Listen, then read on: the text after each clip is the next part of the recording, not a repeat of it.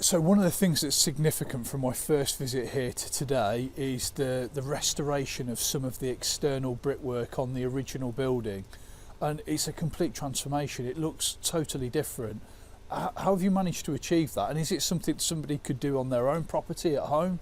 What we did was, as you can see with some of the brickwork under the window, a lot of it had a lot of carbonation on it. A lot of it was algae growth from the vegetation around the house, but generally it was age weathering. What we did was we tried 3 different methods to get to the solution we've got to the preferred solution. The first solution we tried was high pressure steam, and that had, because of course we had to get the brickwork and the stonework clean as well, and the Kenilworth red stone is quite granular, and it doesn't take a lot of really aggressive cleaning.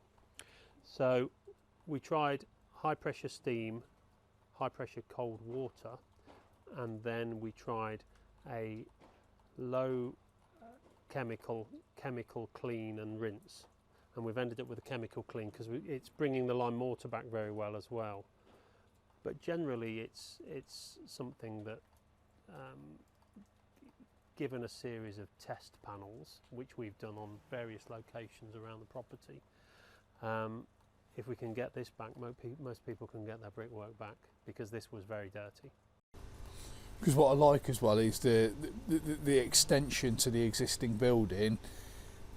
It's almost going to be seamless between the colour difference between the original building once the brickwork is restored and the new bricks that are going into the new extension. What we managed to do with the brick consultants that we work with was get the actual brick.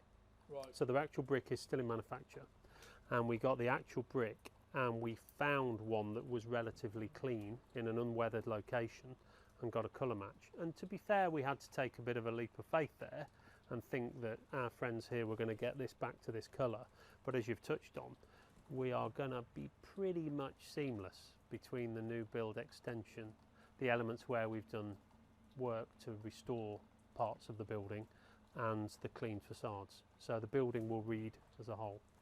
I think that's really important from that external aesthetics when you look at it, to think it was all one original construction, rather than, well, that's obviously the old part of the building and that's obviously the modern part of the building. So by actually stripping back the brickwork on the outside, you're able to integrate the two together, which I think looks fabulous.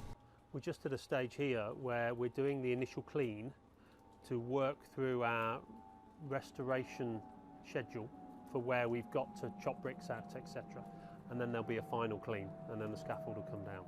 So this clean is to allow us to see the work we need to do to the facade against the work we scheduled out. So this is actually just a first dressing. Yes. And there's going to be other stages to this. I mean, it already looks significantly different when you compare it to parts of the building that haven't been touched. I mean, it looks significantly different, so it's a really impressive process. I remember I sold a house in North Leamington, 2 semis, and one of them had this done and the other one hadn't, and they looked like they were constructed in 2 different eras. It was phenomenal, but it just shows what can happen. You see these days all the trend is to render a building from the outside, and actually it's such a shame.